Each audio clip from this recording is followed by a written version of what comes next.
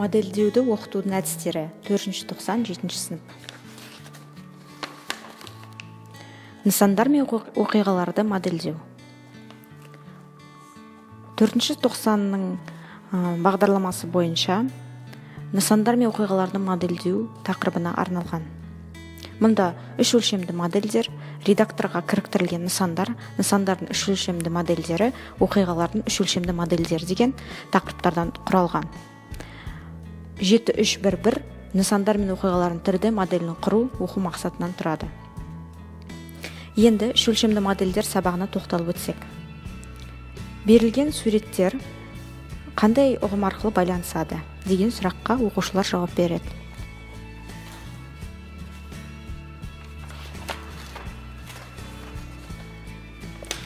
Сабақтың тақырыбы үш өлшемді модельдеу. Оқыту мақсаттары 7-3-1-1 нысандар мен оқиғалардың 3D моделін құру. Сабақтың мақсаты үш өлшемді модель ұғымын білу және 3D редакторда жұмыс жасай білу. Сабақтың бағалау критерийлерін тоқталып кетсек, модель және модельдеудің негізгі түсініктерін біледі, 2D және 3D модельдерді айыра біледі, үш өлшемді модельдің ұғымын біледі және 3D редакторында жұмыс жасай біледі. Яғни бұл бағалау критерийларын оқушылар меңгерілсе, мұғалім осы критерийлар бойынша бағалайды. Келесі сұрақтарды оқушылардың білімін тексеру үшін қоюға болады. Қандай қызмет салаларында үш өлшемді модельдер пайдаланылады? Үш өлшемді модельдерді пайдаланудың артықшылықтары және кемшіліктері қандай? Берілген суреттер 2D және 3D модельдерін қайсысына жатады?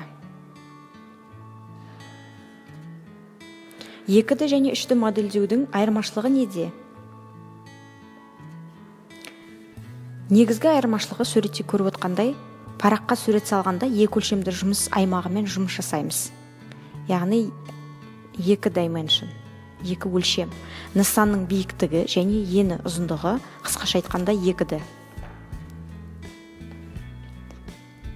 Ал екінші суретте 3D графикада екі үйреншікті биіктігі және ені ұғым және өлшемдерге үшіншісі тереңдігі қосылады.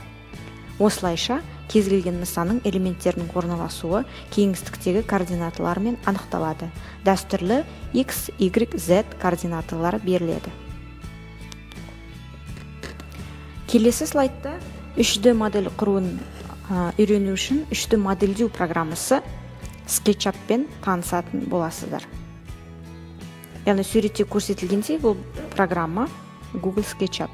Бағдарламаны іске қосу үшін пуск программы SketchUp тізбегін орындаңыз.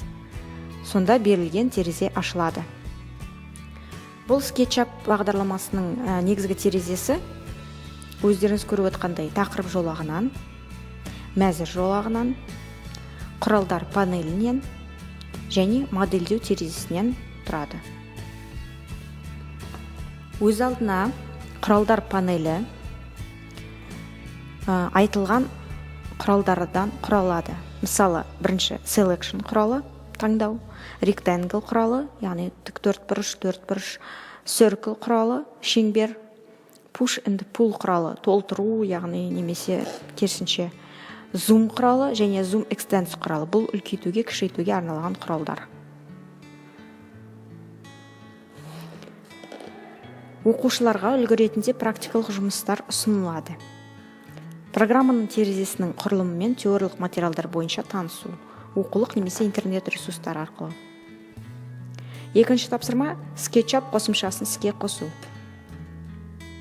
Үшіншісі, құралдармен танысу үшін қарапайым іс-қимылдарды орындаймыз. Қозғалту, сурет салу, құру. Және төртінші, қарапайым модельдерді құрып жаттығамыз. Куб, пирамида сияқты фигуралар. Үш өлшемді модельдеу тақырыбына байланысты кестені толтырыңыз. Бұнда білемін, білгім келеді және білдім.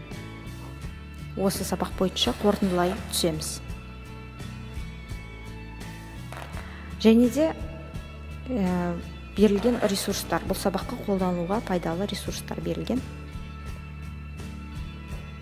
Сабақты қорытындылайтын болсақ, сен тігіншіге өзің ұсынған дизайныңмен костюм тігуге тапсырыс бергелі отырсың делік.